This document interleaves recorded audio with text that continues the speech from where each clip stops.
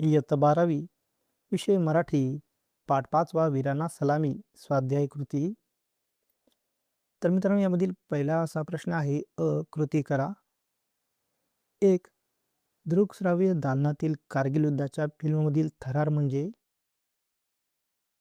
उत्तर असेल दुर्दम्य आशावाद, असामान्य कर्तृत्व, प्रखर राष्ट्रनिष्ठा, अदम्य साहस.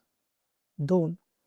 कारगिल क्षेत्रातील विजयस्तंभासमोर लेखिकेने घेतलेल्या शपथेनुसार करावयाची कार्य: शिस्त, निष्ठा, समर्पण आणि त्याग यांना न्याय देणे, सैनिकांच्या शौर्याचे गुणगान करणे, नागरिकांना सोबत घेऊन वीरांना सलामी देणे, सैनिकांच्या त्यागाला पात्र होण्यासाठी प्रयत्न करणे.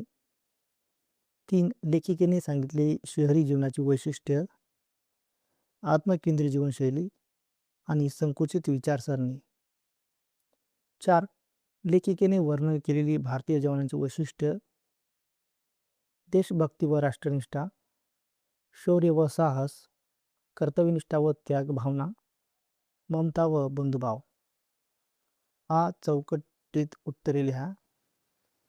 तोलुलिंगच्या पायथ्याशी असलेले स्मारक, ऑपरेशन विजय स्मारक, भयान पर्वतावर चढणारे, धैर्यधर सैनिक, मृत्यूलाच आव्हान देणारी, 22-23 वर्षांचे तेजस्वी तरुण, कारगिल युद्धाच्या आठवणींना उजाळा देणारी, ड्रायव्हर स्टान्झिंग. 24 जणांची लडाख भेट, मिशन लडाख. कारणे लिहा. 1. थरथरत्या हातांनी आणि डबडबलेल्या डोळ्यांनी ऑपरेशन विजयच्या स्मारकाला सलाम केला, कारण शहीद जवानांच्या अद्वितीय शौर्य, त्याग आणि देशासाठी दिलेल्या बलिदानाची जाणीव होऊन लेखिका अत्यंत भावुक झाली होती. 2. मिशन लडाखसाठी राखी पौर्णिमेचा मुहूर्त का निवडला? कारण सैनिकांना राखी बांधून त्यांच्याप्रती कृतज्ञता व्यक्त करावी आणि त्यांना बहिणीच्या प्रेमाचा भावनिक आधार द्यावा अशी भावना होती. 3. लष्कराबद्दलच्या आत्मीयतेच्या अभिमानाच्या पोतडीत आमच्यावरील ऋणाचं एक एक गाठोडं जमा होत होतं, कारण सैनिकांनी संकटातही प्रेमळ, मदतशील आणि आत्मीयतेने वागून त्यांना सुरक्षितता व आधार दिला. 4. समाजात होत जाणाऱ्या बदलांबद्दल कर्नल राणा थोडे व्यथित होते, कारण आधुनिक समाजातील उथळपणा, मोबाईल, टीव्हीचा प्रभाव यामुळे तरुणांची मानसिकता बदलत असून त्यांना खरे सैनिक बनवणे कठीण होत होते. पाठाच्या आधारे खालील वाक्यांचा अर्थ स्पष्ट करा. 1. एवढासा भावनिक ओलावाही त्यांना उबदार वाटत होता. उत्तर: सैनिक कुटुंबापासून दूर असल्यामुळे त्यांना मायेची खूप उणीव असते, त्यामुळे थोडीशी प्रेमाची व आपुलकीची भावना त्यांना मिळाली तरी त्यांना खूप समाधान आणि आनंद मिळतो. 2. सेवा परमो धर्म.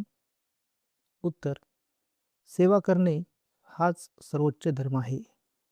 सैनिक देशसेवा हेच आपले कर्तव्य मानून निस्वार्थीपणे काम करतात, याचा अर्थ या वाक्यातून व्यक्त होतो. 3. गालावरती वाहणाऱ्या अश्रूंच्या माळा एका क्षणात हिरेजडी झाल्या. उत्तर: दुःख, भीती किंवा असहाय्यतेमुळे आलेले अश्रू सैनिकांच्या मदतीमुळे आनंद आणि समाधानात बदलले. त्या क्षणी ते अश्रू मौल्यवान आणि आनंददायी वाटू लागले. 4. लष्कर आणि नागरिकांमध्ये तुम्ही एक भावनिक सेतू बांधत आहात.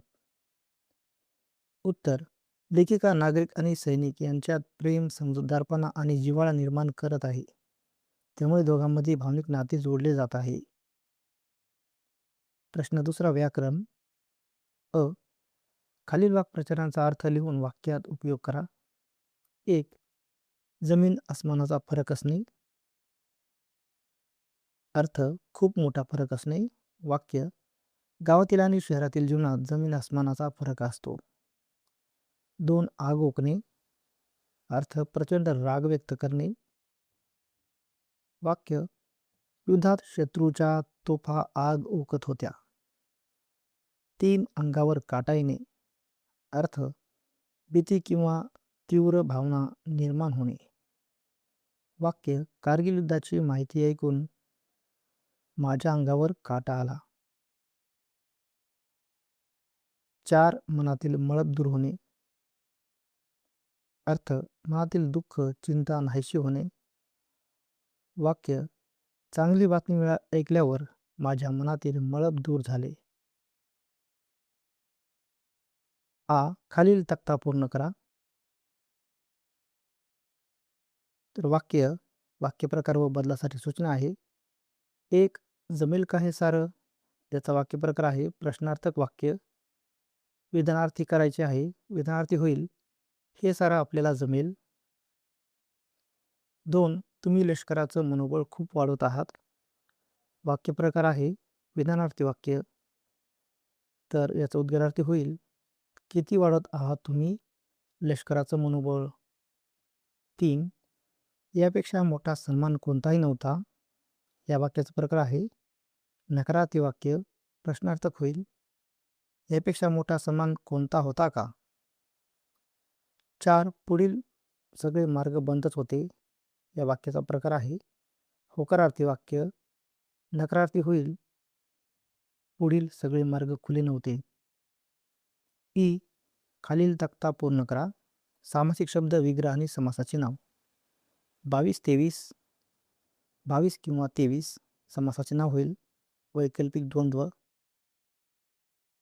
शब्द ठायी ठायी. विग्रह होईल प्रत्येक ठिकाणी समास. अव्ययीभाव. शब्दकोश, शब्दांचा कोश. विभक्ती तत्पुरुष. यथोचित, योग्य त्याप्रमाणे. अव्ययीभाव. ई. योग्य पर्याय निवडा व लिहा. 1. तुम्ही गाडीतच बसा या वाक्यातील प्रयोग. पर्याय: भावे, कर्तरी, कर्मणी. उत्तर असेल कर्तरी. 2. त्यांना आपण जपलं पाहिजे या वाक्यातील प्रयोग. कर्तरी, भावे, कर्मणी. उत्तर भावे. 3. पुढीलपैकी कर्मणी प्रयोगाचे वाक्य. त्यांनी आम्हाला दृकश्राव्य दालनात नेले. भाग्यश्री जणू आमच्यात नव्हतीच. आम्ही दर्याचा मुखवटाच चढवला होता. याचं उत्तर असेल अ. त्यांनी आम्हाला दृकश्राव्य दालनात नेले. प्रश्न 3. स्वमत. अ. जिस देश पर मैंने अपना बच्चा कुर्बान किया है उस देश से थोडासा प्यार तो करो. असे शहीद झालेल्या वीराच्या आईने का म्हटले आहे ते स्पष्ट करा. उत्तर: शहीद वीराच्या आईने हे वाक्य अत्यंत वेदनादायी आणि भावनिक अवस्थेतून म्हटले आहे. तिच्या मुलाने देशासाठी आपले प्राण अर्पण केले. हा तिच्यासाठी अभिमानाचा विषय असला तरी त्या त्यागाची किंमत समाजाने ओळखली पाहिजे अशी तिची अपेक्षा होती. अनेकदा नागरिक आपल्या दैनंदिन आयुष्यात गुंतून देशासाठी लढणाऱ्या सैनिकांच्या बलिदानाकडे दुर्लक्ष करतात. हीच खंत तिच्या मनात दाटून आली होती. तिच्या या वाक्यातून ती लोकांना जागृत करण्याचा प्रयत्न करते की सैनिक आपला आज देशासाठी अर्पण करतात, त्यामुळे आपण किमान देशावर प्रेम करणे, त्याचा सन्मान राखणे आणि जबाबदार नागरिक म्हणून वागणे ही आपली कर्तव्ये आहेत. तिचे शब्द हे केवळ दुःख व्यक्त करणारे नसून समाजाला अंतर्मुख करणारे आणि देशप्रेम जागवणारे आहेत. आ. ब्रिगेडियर ठाकूर यांनी शहरातील कुशाग्र बुद्धीच्या मुलांना मार्गदर्शन करण्याची विनंती लेखिकेला का केली असावी ते स्पष्ट करा. उत्तर: ब्रिगेडियर ठाकूर यांनी लेखिकेला अशी विनंती केली कारण त्यांना देशाच्या भविष्यासाठी सक्षम, बुद्धिमान आणि देशभक्त तरुणांची गरज जाणवत होती.